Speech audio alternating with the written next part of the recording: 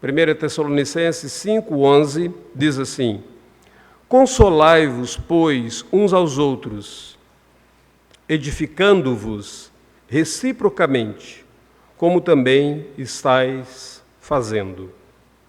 Consolai. Na nossa versão Almeida atualizada, aparece assim. Na versão Nova Almeida atualizada, aparece a mesma palavra, consolai.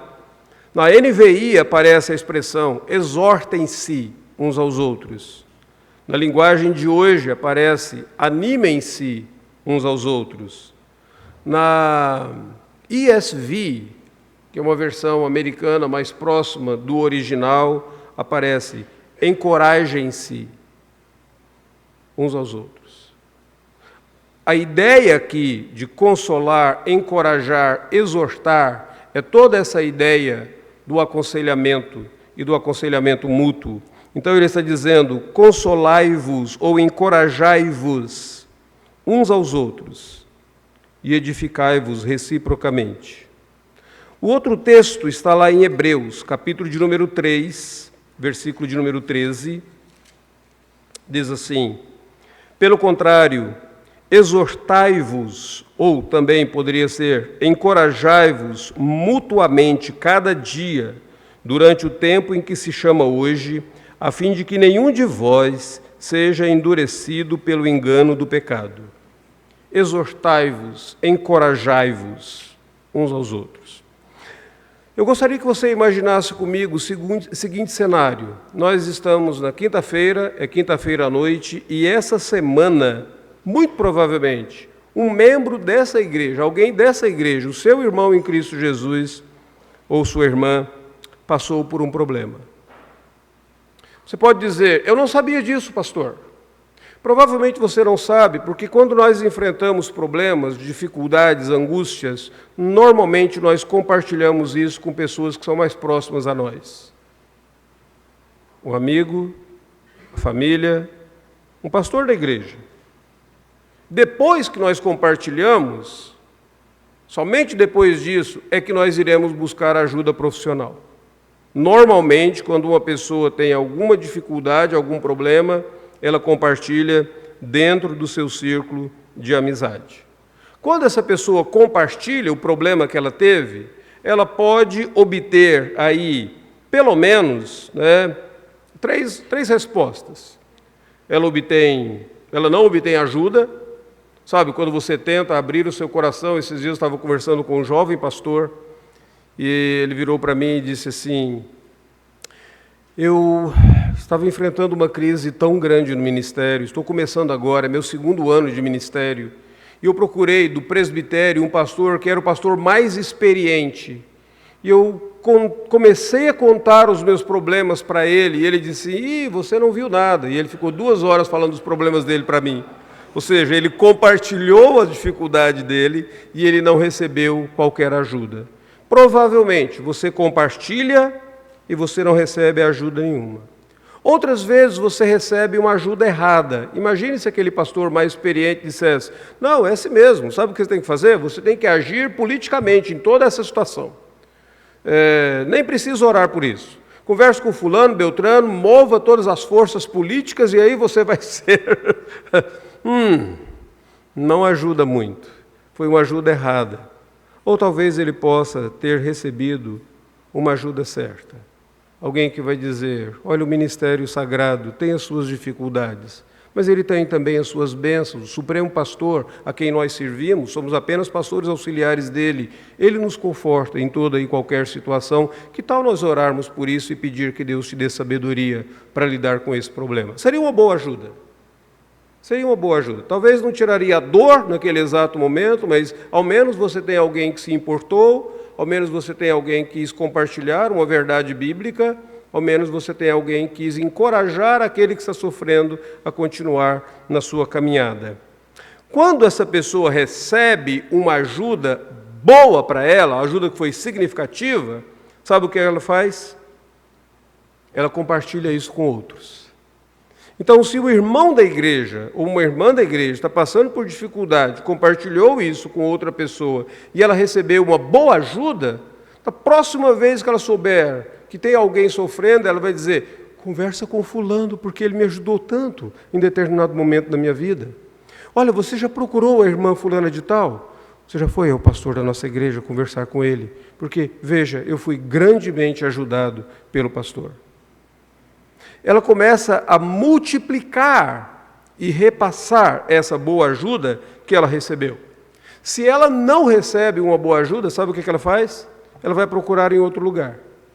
Porque a dor está lá, a dor não vai embora com o tempo. Eu gosto de me lembrar sempre que a única coisa que o tempo cura é queijo. Ele não cura feridas, ele não cura dores, ele não cura mágoas. Então, se a pessoa não recebe esta ajuda, logo ela vai procurar em outro lugar.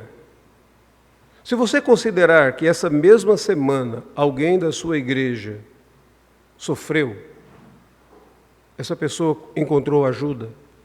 Onde ela encontrou? Você foi usado como instrumento de Deus para ajudar essa pessoa? Bom, na Bíblia Sagrada, quando eu e você lemos na Bíblia Sagrada, nós observamos que as Escrituras Sagradas ensinam que a Igreja do Senhor Jesus Cristo, ela tem essa responsabilidade de ser uma comunidade terapêutica, deste auxílio de uns para com os outros, de agir como uma verdadeira família, não sem problemas, mas onde o membro dessa família tem a liberdade de poder chegar, abrir o coração e receber um cuidado especial nesse sentido. Onde é que eu vejo isso? Em primeiro lugar, vamos observar o que a Bíblia Sagrada nos ensina. Primeiro, quando você olha na Escritura Sagrada, ela vai mostrar que os cristãos possuem uma responsabilidade uns pelos outros. Lembra daquela pergunta que Caim fez para o Senhor Deus, quando Deus virou e disse assim: Caim, onde está o teu irmão Abel? E ele virou e disse assim: acaso sou eu tutor do meu irmão? Acaso sou eu alguém que tem a responsabilidade pelo meu irmão? Se eu e você vamos para o Novo Testamento com essa pergunta, o Novo Testamento diz: sim, você é tutor do seu irmão, você é tutor da sua irmã, você tem uma responsabilidade pelo seu irmão. Qual responsabilidade que nós temos dentro do corpo de Cristo? Em primeiro lugar, nós temos a responsabilidade de amar uns aos outros.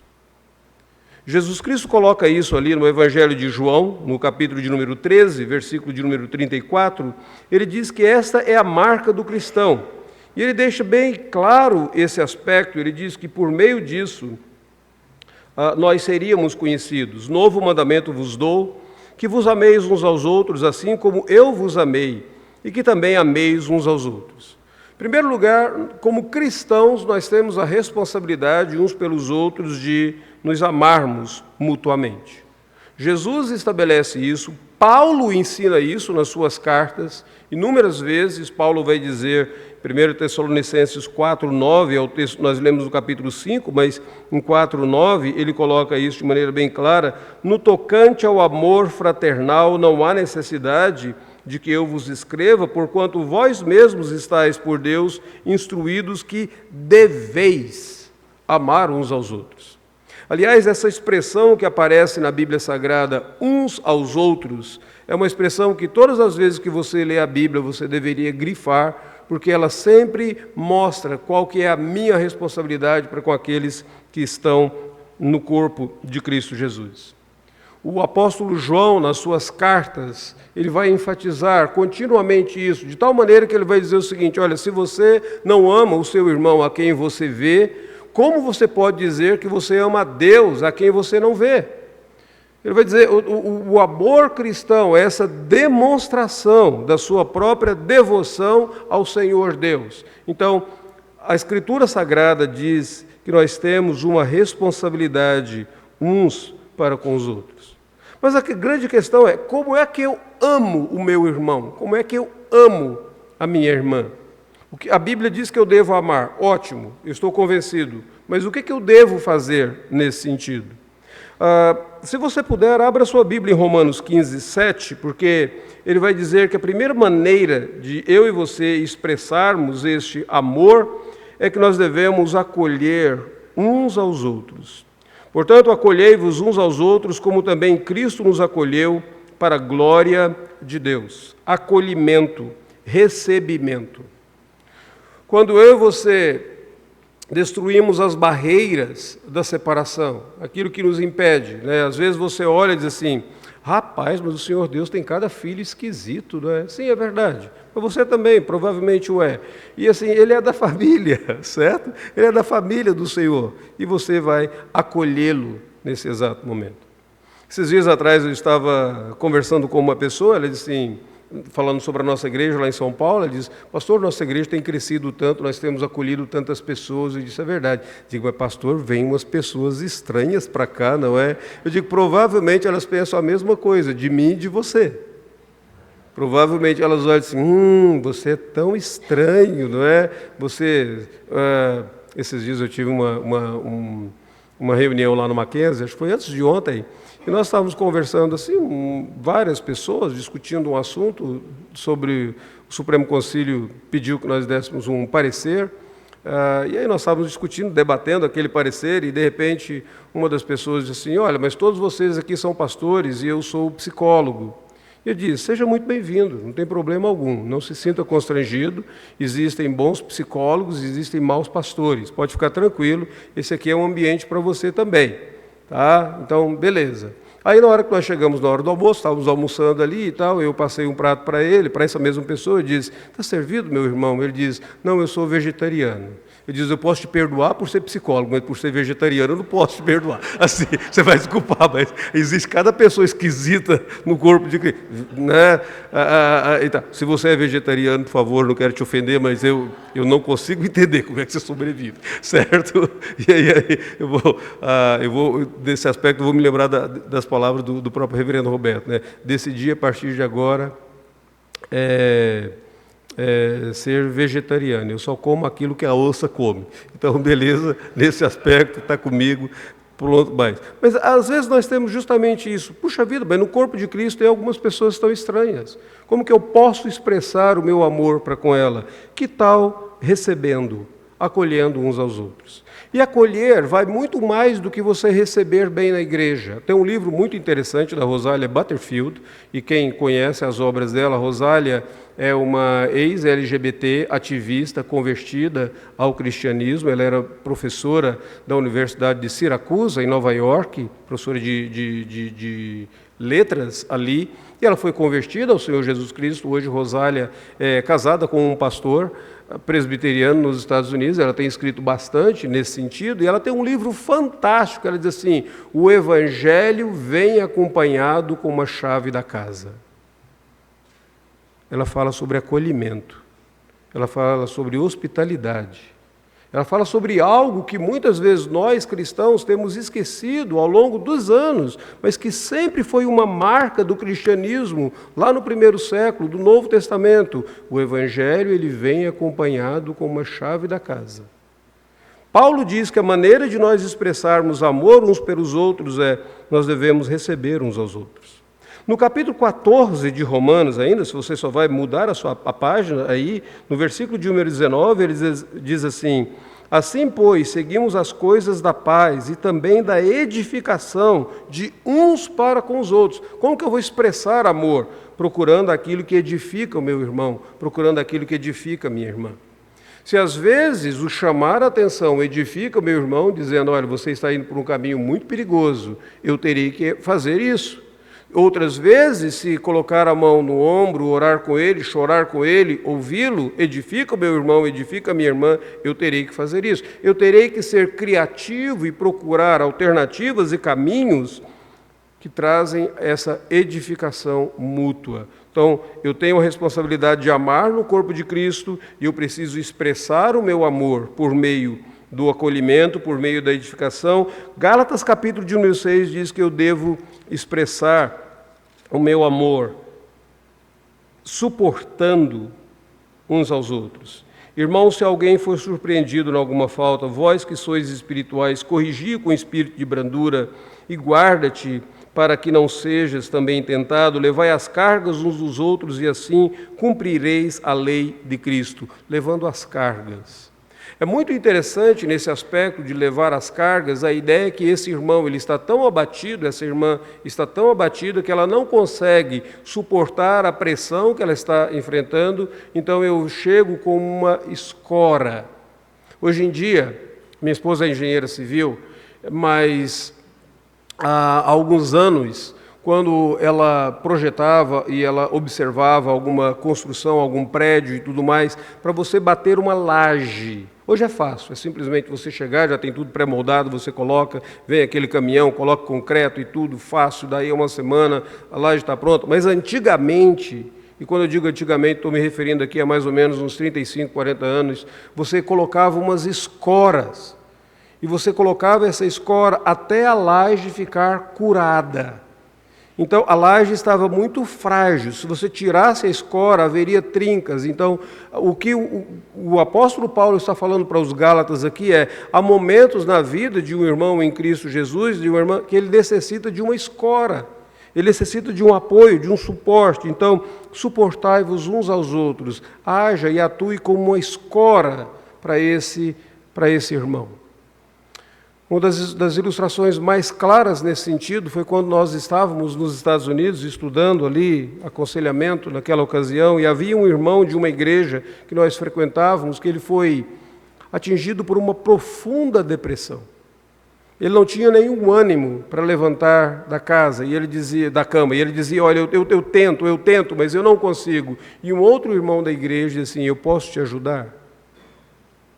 Ele diz: pode. Ele diz: não, todos os dias pela manhã eu vou à tua casa, vou te tirar da cama e nós vamos fazer uma caminhada juntos.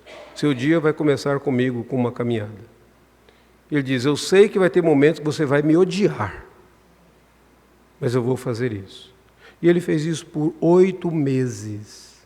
8 meses. Chegava, batia a porta, a esposa daquele irmão que estava lutando com depressão sabia, ela já abria, dizia: onde ele está? Ele está no quarto. Ele não quer sair de lá. Às vezes chegava, ele estava assim com a coberta, na cabeça, não queria ver ninguém. Ele diz: sou eu estou aqui, se você não se levantar, eu vou te carregar. Nós vamos para a nossa caminhada. E aí eles faziam a caminhada, começavam a conversar, oravam, terminavam, deixavam. 8 meses. E foi fantástico ouvir o testemunho daquele outro irmão. Isso é suportar uns aos outros. É você colocar uma escora quando essa pessoa não tem essa estrutura para lidar com o problema que ela está enfrentando. Mas, aqui em Hebreus, nesse texto que nós lemos também, no capítulo de número 3, eu não vou ler novamente, mas lá diz: nós devemos exortar uns aos outros. A palavra exortar, nós veremos daqui a pouco, ela pode até significar confrontar. Muitas vezes eu tenho alguém que está necessitando, não apenas que eu carregue nos meus ombros, mas que eu confronte, que eu digo: o que você está fazendo, seu procedimento é pecaminoso, a vida que você está vivendo é uma vida destrutiva, seu estilo de vida é destrutivo, e isso vai acabar com você e com a sua família, e você deveria parar com isso, nesse exato momento. É uma exortação em amor. Então, em primeiro lugar, as Escrituras Sagradas nos ensinam que os cristãos possuem uma responsabilidade uns pelos outros, de amar e de expressar corretamente esse amor. Em segundo lugar, o Evangelho de Cristo Jesus revela tudo aquilo que nós precisamos para a vida e para a piedade. Esse é um versículo fantástico, eu preciso que você leia comigo, e se você quiser pode até mesmo grifar na tua Bíblia. Está lá em 2 Pedro, capítulo de número 1, versículo de número 3. Diz assim: visto como, pelo seu divino poder, nos têm sido doadas todas as coisas que conduzem à vida e à piedade, pelo conhecimento completo daquele que nos chamou para a sua própria glória e virtude. Eu acho interessante porque ele não está dizendo: olha, o Evangelho, a Bíblia Sagrada, Deus, Ele nos dá tudo aquilo que nós precisamos para sermos piedosos. Mas ele diz: Ele nos dá tudo aquilo que nós precisamos para a vida, para termos vida neste mundo. E isso nós encontramos, esses recursos nós encontramos no Evangelho do Senhor Jesus Cristo.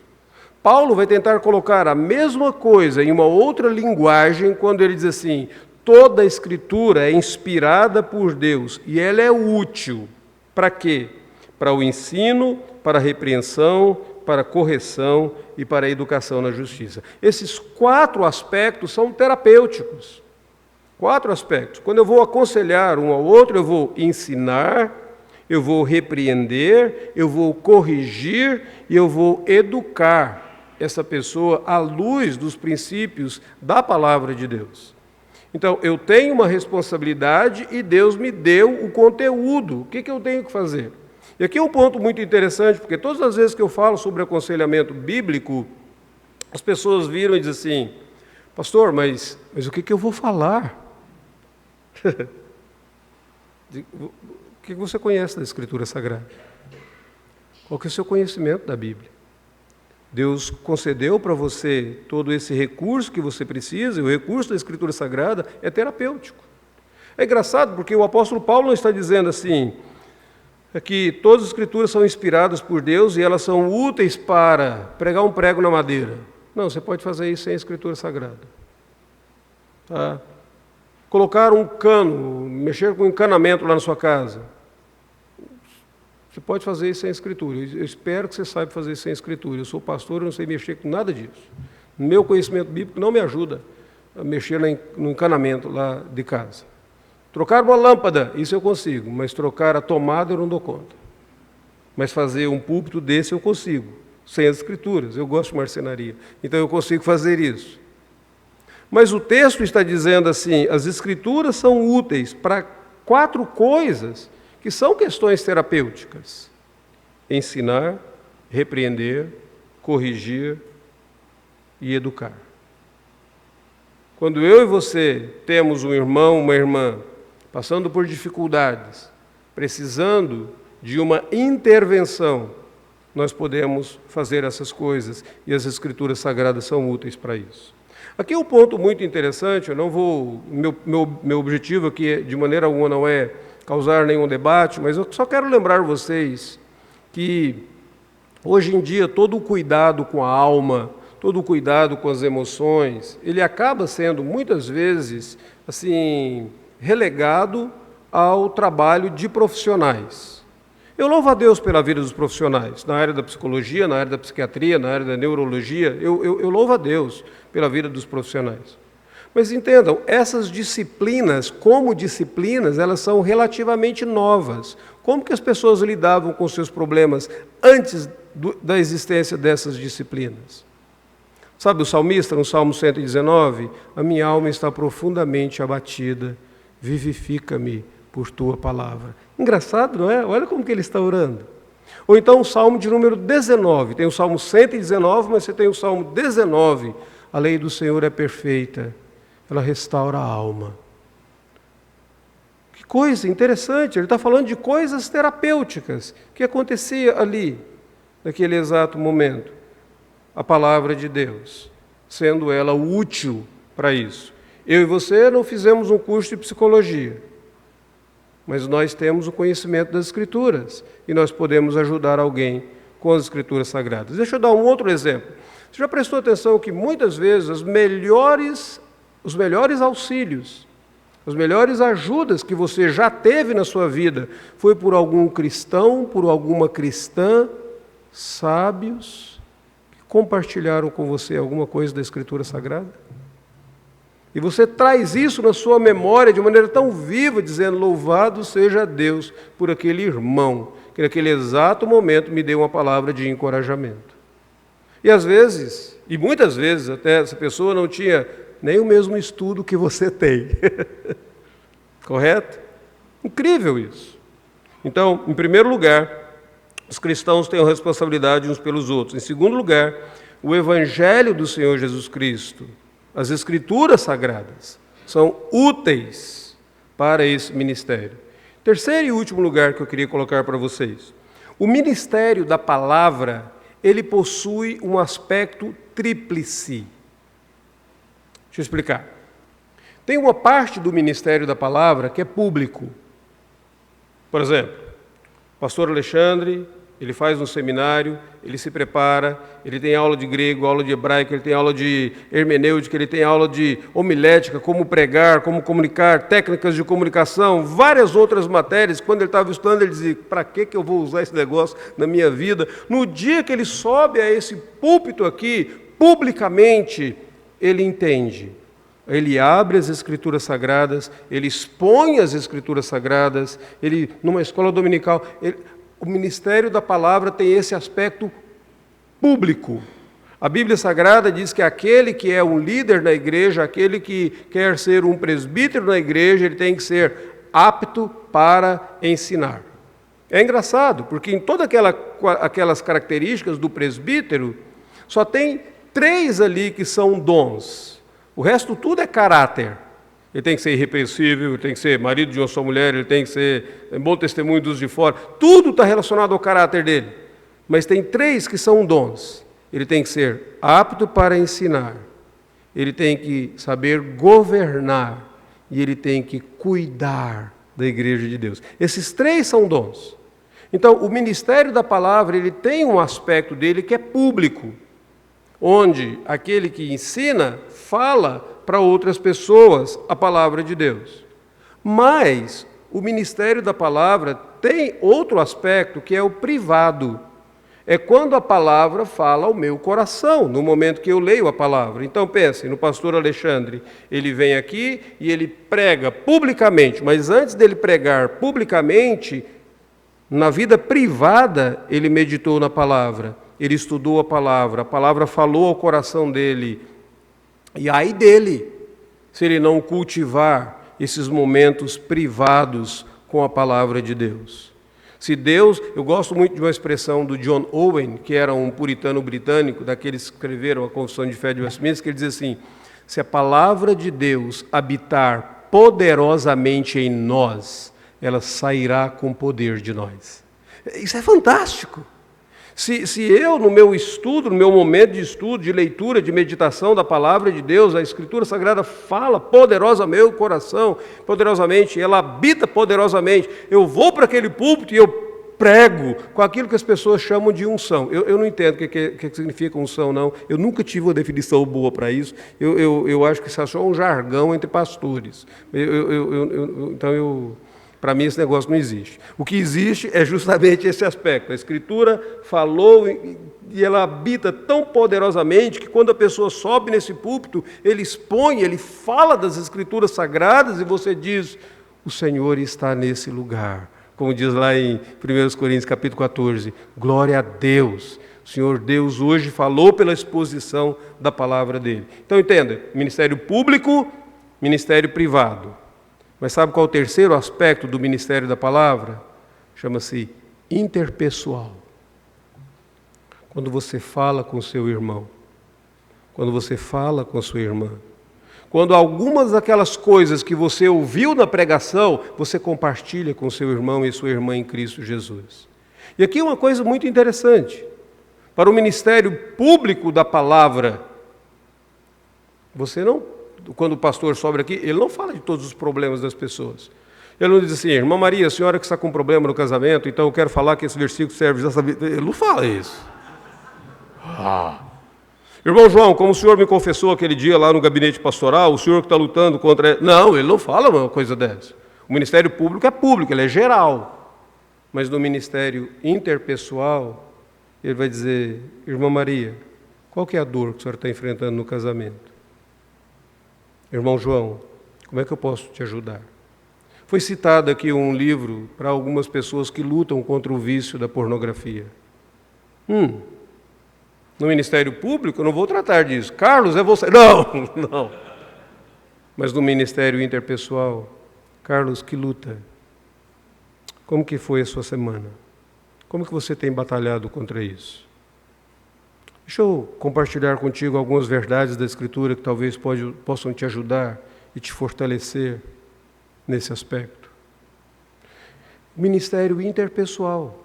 Entendam, é como se você pegasse um guarda-chuvas e você colocasse, olha, tem 3 hastes: o público, o privado e o interpessoal. Ou seja, o que eu falo quando eu vou tentar ajudar um irmão, quando eu vou tentar ajudar uma irmã?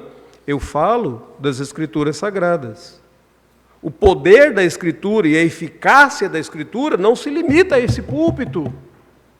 Ela se estende nas nossas conversações uns aos outros. Isso é aconselhamento bíblico. Então agora eu posso dar para vocês uma definição de aconselhamento bíblico. Na verdade, eu vou dar 2 definições de aconselhamento bíblico para vocês. A primeira delas, aconselhamento bíblico são lições particulares de teologia. lições particulares de teologia. Você está passando por alguma luta, alguma dificuldade, como que essa verdade teológica instrui você neste momento? Lições particulares de teologia. É a ansiedade? Eu me lembro de algumas pessoas que dizem assim, pastor, eu sou uma pessoa tão ansiosa, eu não consigo dormir, a minha mente não para. Pastor, eu viro na cama o tempo todo, eu tenho, e isso tem gerado problemas no meu relacionamento. Pastor, o que eu posso fazer? Digo, olha, o que Jesus ensina sobre isso? Que tal se nós abrirmos a Bíblia em Mateus capítulo 6, quando diz, não andeis ansiosos de coisa alguma. E vamos tentar entender aqui que Jesus coloca que a ansiedade ela tem raízes teológicas. Amar o mundo, servir a Deus e a Mamon, a maneira como você olha, a perspectiva que você tem sobre as outras coisas. Que tal?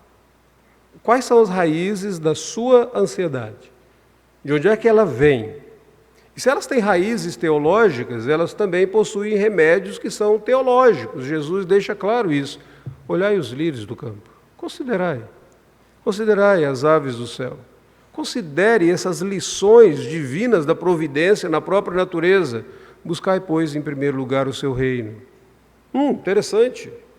Olha, o próprio Jesus ele está estabelecendo ali um diagnóstico e ele vem com uma solução. O que eu estou fazendo quando eu estou conversando com esta pessoa sobre isso? Lições particulares de teologia. É isso que eu estou fazendo. Talvez, deixa eu dar uma outra definição. Ajuda intensa por meio da sabedoria de Deus revelada na sua palavra. Ajuda intensa, ou seja, todo aconselhamento, ele não é assim para a vida toda. Ele é em alguns momentos específicos, onde você precisa de um tratamento mais intenso, de um discipulado mais intenso, por assim dizer. Eu gosto muito de uma metáfora utilizada por um pastor batista nos Estados Unidos, Steve Wyers, quando ele diz assim, olha, considere a vida cristã como se um barco estivesse navegando no rio.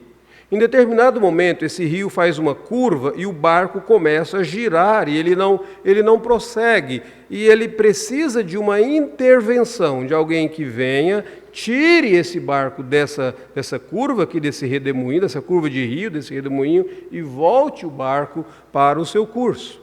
Tem algumas coisas na minha vida e na sua vida que nos colocam nessa curva de rio e que às vezes nós nos sentimos atolados, nós não funcionamos bem, nós não operamos bem.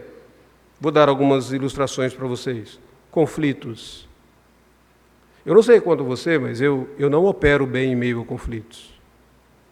Quando eu estou enfrentando conflitos, a minha mente só fica tentando, como que eu posso solucionar isso? Como que eu posso lidar com isso? Eu tenho problemas, eu acabo somatizando algumas coisas, logo eu tenho algum descontrole, um desarranjo por causa de conflitos. Quando a minha esposa me vê sair da cama por volta de 2 horas, 3 horas da manhã, ela diz, está preocupado com o quê, querido? Eu digo, não, nada, eu preciso só ler a Bíblia e orar. Ela diz, você teve algum conflito com alguém? Esses dias eu passei mal porque eu tive um conflito com meu neto de 2 anos de idade. Meu neto me desobedeceu e eu disse, vai sentar aqui e nós vamos conversar. Eu digo, você tem que obedecer o vovô. Ele diz, não. Eu digo, tem que obedecer o vovô. Ele diz, o papai. Eu diz, o vovô. Ele diz, o papai. E eu quero sair. Eu digo, você não vai sair daqui enquanto você não obedecer o vovô. Passaram alguns minutinhos e minha esposa chegou e disse assim, meu bem, eu digo, querida, vai lá para cima, deixa eu aqui com o Benjamin. Sentamos os dois no piso da cozinha assim, aquela criaturazinha aqui assim, certo? Meus pecados encarnados nele, ele olhando para mim, eu vendo meus pecados, aquele coraçãozinho duro, e eu dizia, você vai obedecer seu avô. E aí, de repente, ele começa a passar a mão assim nos pelos do meu braço, fazer um carinho, aí ele bota a mão, ele diz, vovô, digo, oi, Benjamin. Ele diz, eu vai obedecer. Eu digo, que bom, Benjamin. Ele diz, desculpa. Falei, desculpado, Benjamim.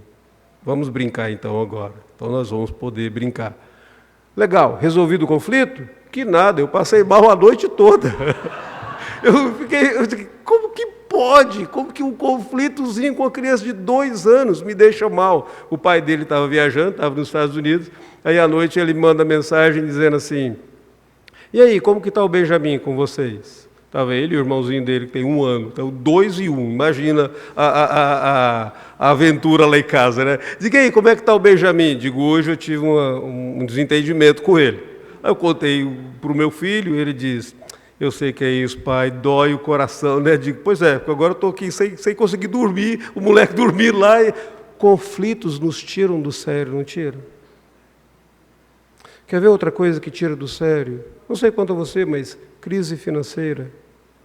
Sabe aquele momento que você chega assim, vai pagar as contas, e de repente você percebe o saldo do seu banco, fazendo assim, da sua conta bancária, e eu me lembro de uma determinada ocasião que eu acumulo todos os meus boletos e tal, e vou lá e faço os pagamentos e tudo. Um dia eu saí do escritório, meu filho mais jovem, ele era adolescente, ele virou para mim e disse assim, pagou conta hoje, pai? Eu digo, como você sabe? Ele disse, seu semblante me conta. Eu digo, ô louco, velho, eu não sabia que era isso, né? Mas crise financeira, crise no relacionamento conjugal. Não existe talvez nada que machuque mais o meu coração do que saber que eu não estou bem com aquela pessoa que é mais próxima de mim. A desobediência de um filho, a rebeldia de uma filha. Essas coisas machucam a gente. E nesses momentos a dor é tão intensa que nós precisamos de um cuidado intenso. São casos específicos que exigem um cuidado específico. Não quer dizer que essa pessoa vai ficar o resto da vida assim. O barco será retirado dessa curva. Nesses momentos, nós precisamos, de fato, de uma intervenção. Bom, sabendo disso, a última parte é, o que então eu preciso, pastor, para ser um bom conselheiro para os meus irmãos e as minhas irmãs em Cristo Jesus? O que nós precisamos para sermos uma comunidade terapêutica? Eu sei que a Bíblia diz que eu tenho responsabilidade, eu sei que a Escritura Sagrada diz que ela é suficiente, eu sei que o ministério da palavra, ele abrange esse cuidado interpessoal, eu entendo o conteúdo, lições práticas, momentos específicos, cuidado intenso, mas o que eu preciso para ser um bom conselheiro? Eu poderia falar para você durante um curso de 6 meses, mas deixa eu tentar reduzir em 4 aspectos, 4 elementos para nós. Em primeiro lugar, você precisa manejar bem a palavra de Deus. Paulo escreve isso para Timóteo, ele diz para Timóteo que o bom obreiro é aquele que maneja bem a palavra de Deus. Manejar bem a palavra de Deus, o termo manejar significa interpretar bem a palavra de Deus. Um bom conselheiro é um bom teólogo. Deixa eu ilustrar isso para você com uma das minhas literaturas favoritas, Snoopy. Tem um quadrozinho do Snoopy, você vai perceber que eu sou muito mais estranho do que você imagina, né? Quando Alexandre vem cá e faz um elogio tremendo e tal, sou muito mais estranho do que você pensa. Tem um quadrozinho do Snoopy que eu gosto muito, e a minha esposa me deu de presente toda a coleçãozinha lá do Snoopy, foi fantástico. Aí eu e os meus netos agora começamos a ler o Snoopy. É que eu tenho o Benjamin e o Levi, que são menores, mas eu tenho outros 3 que já conseguem ler e a gente consegue ter um bom momento na leitura daqueles livros. E tem um quadrozinho que o Charlie Brown está olhando pela janela e lá fora tem uma chuva torrencial. O Linus, que é o teólogo da historinha lá, eu sempre venho com algum... O Linus chega para ele e diz assim, que ar de preocupação é essa, Charlie Brown? Ele diz, Linus, todas as vezes que eu vejo uma chuva como essa, eu tenho medo que o mundo vai se acabar em água e nós iremos morrer em um grande dilúvio. E Linus disse assim, deixa de ser besta, Charlie Brown. Porque está escrito em Gênesis capítulo 9 que Deus nunca mais destruiria a terra por meio do dilúvio. E para comprovar a promessa dele, ele colocou um sinal no céu que é do arco-íris. E o Charlie Brown diz, ufa, que alívio! E ele nos diz, é isso que a boa teologia faz. E acaba. A boa teologia, ela produz alívio. Um bom teólogo é um bom conselheiro, e o bom conselheiro é um bom teólogo. A má teologia, ela traz aflição para a sua vida. Inúmeras vezes, eu e você vamos ler nas Escrituras Sagradas de pessoas que estavam ensinando teologia errada e aquilo afligia as pessoas. Aliás, se você puder, depois leia em Atos capítulo de número 15, aquela primeira reunião do presbitério de Jerusalém, né? Eu costumo dizer que é presbitério, estou dizendo como presbiteriano. Então, naquela primeira reunião dos líderes da igreja, quando eles chegam àquela conclusão, ele escreve uma carta dizendo assim, sabendo que alguns saíram do nosso meio sem a nossa autorização e estão ensinando algumas coisas que vos perturbam. A má teologia perturba. Um bom conselheiro, ele precisa ser um bom teólogo. Ele tem que conhecer as Escrituras Sagradas. Então, quando eu vou aconselhar alguém, eu não estou aconselhando alguém sobre a minha experiência. Me lembro de uma determinada ocasião que alguém disse assim, mas como que você vai aconselhar alguém se você não teve experiência do que essa pessoa está vivendo? Eu digo, olha, eu sou pastor fala de coisas que ele não tem experiência. Provavelmente o pastor de vocês já pregou em um culto fúnebre e ele nunca morreu.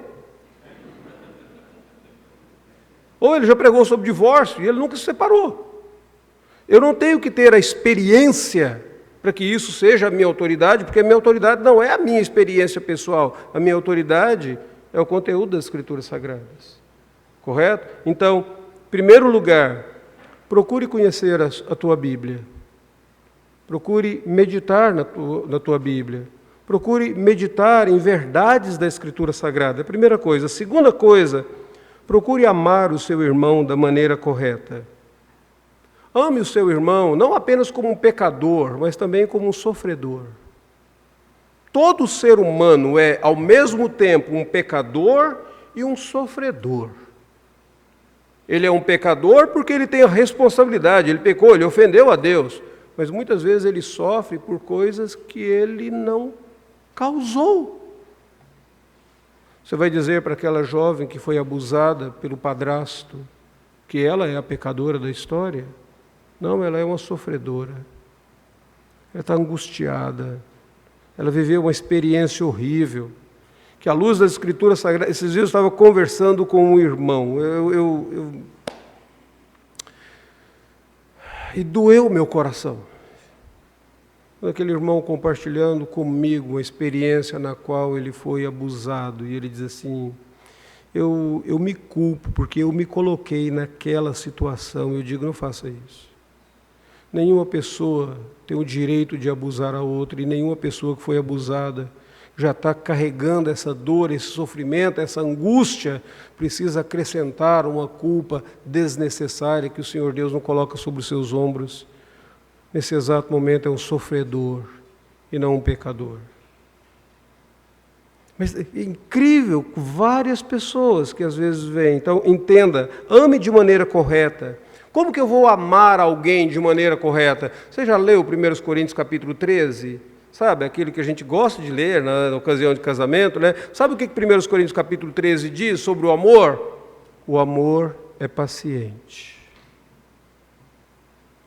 O amor é paciente. Se o amor é paciente, aprenda a ouvir. Crente tem uma dificuldade para ouvir. Pastor, pior ainda. Pastor é preparado lá no seminário 4 anos, 5 anos para falar e não para ouvir. Uma das grandes necessidades para exercer amor, aprenda a ouvir. Eu me lembro quando um dos meus mentores me deu essa lição e ele diz assim: o que você vai fazer para você aprender a ouvir?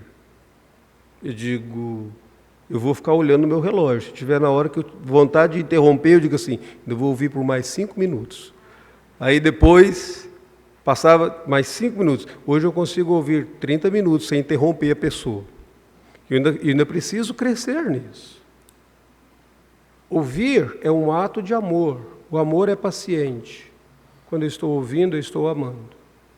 Paciência é você dizer, ainda que eu não veja os frutos imediatos, eu vou caminhar com você. Eu vou caminhar um tempo com você. No início vai ser difícil, você não vai, mas aprenda a amar. Aprenda a se importar.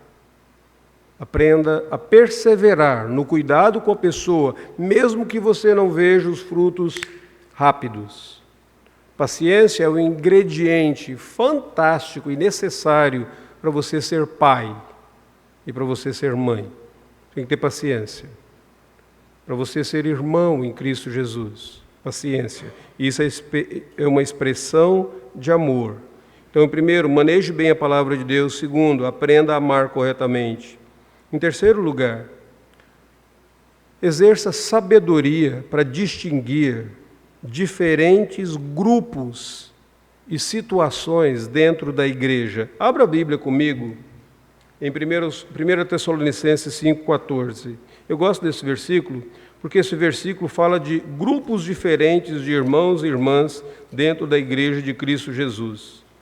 Olha, 1 Coríntios 5,14, Paulo descreve, diz assim: exortamos também, irmãos, a que admoesteis os insubmissos, consoleis os desanimados, ampareis os fracos e sejais longânimos para com todos.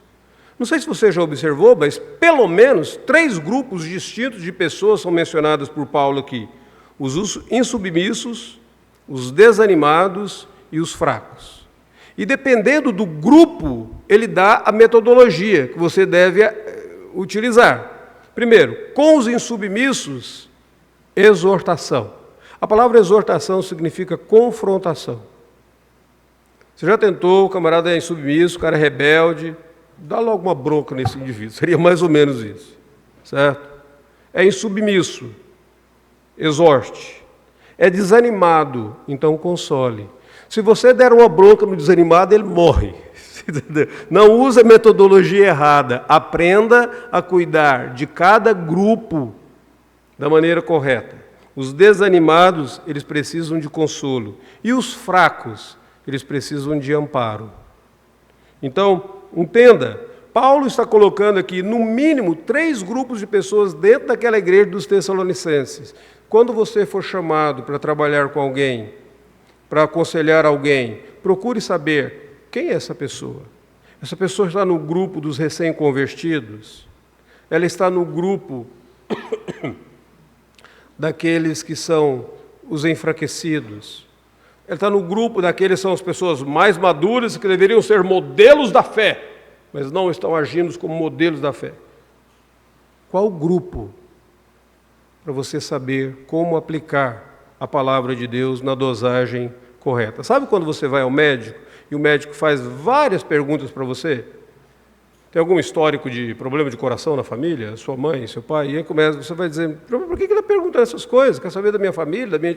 Não, ele está simplesmente tentando conhecer você para saber qual será o tratamento, qual a dosagem do remédio, como que você reage a isso, aquilo. Tem alguma alergia? E da mesma maneira você deveria ser sábio, porque o aconselhamento, ele não é um tratamento, como que eu poderia dizer? Ele não é um tratamento em série, uma fórmula só para todos. Oi? Isso, ele não é uma receita de bolo, exato. Ele é um trabalho de um alfaiate, é sob medida. Excelente a colocação. Ele não é uma receita de bolo. Faz tudo desse jeito e vai dar certo. É sob medida. Então conheça bem as pessoas que vêm lidar com você. E último lugar, se você puder, eu ainda diria para você ficar atento aos métodos de aconselhamento utilizados pelo apóstolo Paulo. Eu vou dar para vocês dois exemplos apenas, nós não iremos na Escritura Sagrada e eu vou terminar e eu quero que nós tenhamos o tempo para as nossas perguntas. Mas, carta aos Filipenses. Todas as cartas, na verdade, que o apóstolo Paulo escreve, ele escreve tentando resolver um problema que existia naquela igreja local. Paulo escreve a carta aos Filipenses e tinha um problema sério na igreja dos Filipenses. Vocês se lembram qual que era? Tinha duas irmãs ali que elas não estavam vivendo em harmonia. Uma se chamava Evódia e a outra se chamava Sintique. Tinha um conflito naquela igreja. E lá no capítulo 4, Paulo diz: rogo a Evódia, rogo a Sintique, pensem concordemente no Senhor. Ele está tentando escrever essa carta para resolver também aquele conflito que existia na igreja. Mas sabe o que ele faz para resolver o conflito? No capítulo 2, ele descreve a doutrina da encarnação de Cristo Jesus. Aquele que, sendo Deus, não julgou com usurpação o ser igual a Deus, antes a si mesmo se esvaziou, assumindo a forma de servo. E aí ele vai dizer assim: tende em vós o mesmo sentimento que houve em Cristo Jesus. Irmãos, Paulo estava dizendo: Evódia, Sintique, se vocês agirem como Jesus agiu, abandonando a sua glória, abrindo mão da sua glória, parando de pensar em vocês mesmos, vocês vão conseguir se reconciliar. Não é? O que muitas vezes faz com que a pessoa fique brigada assim? Eu não abro mão. Eu me lembro de uma determinada ocasião, um pastor me procurou e disse: olha, estou com um problema no conselho da igreja. Eu digo: querido, chega lá no conselho e diga assim: meus irmãos, esse problema é muito sério, vamos orar por uma semana para que Deus mude o meu coração, o coração dos irmãos, e a gente chegue a uma paz, não vamos votar nisso não. E aí ele me ligou no outro dia, digo: pastor, eu fiz o que o senhor falou. Eu digo: qual foi o resultado? Ele disse: teve um que falou assim: o meu coração nem Deus muda. Eu falei: pronto, então agora está complicado. Eu digo: aí o negócio complicou. Mas ele diz, depois de 3 dias, aquele mesmo presbítero procurou e disse: pastor, eu falei uma besteira na reunião do conselho, né? Ele diz: eu acho que o irmão falou. Ele diz: a gente pode voltar e tentar conversar sobre esse assunto? E eles chegaram a uma solução. Mas é muito interessante, porque o que nos mantém brigados é nosso orgulho pessoal, a nossa arrogância pessoal. Tem um amigo na Inglaterra, um pastor, que ele diz assim: todo conflito seria resolvido se a pessoa utilizasse 2 palavras. Em primeiro lugar, me perdoe. Segundo, eu estou errado. Seria ótimo para começar a resolução de conflito, né? E Paulo está dizendo assim: para que isso aconteça, tende em vós o mesmo sentimento que houve em Cristo Jesus. Ele abandonou a sua glória, ele abriu mão da sua glória. Abra mão dos seus direitos, da sua glória. Então, o que Paulo está dizendo? Ele usa a doutrina da encarnação para resolver um problema, um conflito. É a aplicação da teologia, aplicação da doutrina. O segundo exemplo que eu vou dar para vocês é lá em 1 Coríntios, capítulo de número 5, quando na igreja de Corinto a situação era tão caótica que tinha um rapaz que dormia com a própria madrasta. E Paulo escreve para que aquele indivíduo fosse disciplinado, mas antes de falar da disciplina e por que eles deveriam exercer a disciplina, Paulo fala sobre o cordeiro pascal que foi morto e imolado. Ele diz: porque o nosso cordeiro pascal já foi morto, a igreja tem que viver pureza de vida. Incrível! O sangue puro foi derramado, implica em que vocês vivam pureza de vida. E aí ele exorta a questão de disciplina. De novo, o que Paulo está fazendo? Aplicação da doutrina, aplicação da teologia. Lembra quando eu defini aconselhamento como sendo aulas particulares de teologia? É você trazer a verdade da Escritura Sagrada em um caso particular.